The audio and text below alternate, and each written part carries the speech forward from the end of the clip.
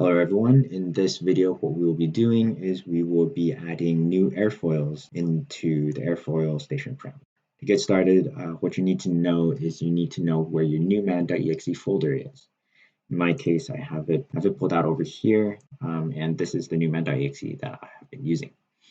Now go ahead and click into the airfoils folder, and this is where all your airfoils are.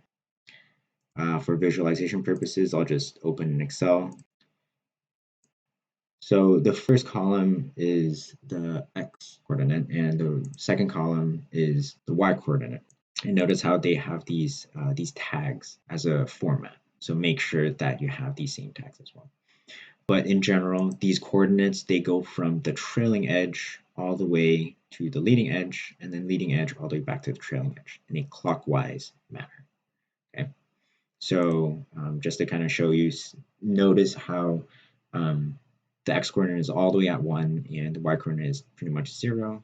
And if you scroll down, it goes to 0, 0, which goes all the way to the leading edge. And then at the end, it goes back to 1 and 0. So we went all the way around to the original position. And then the ending tag.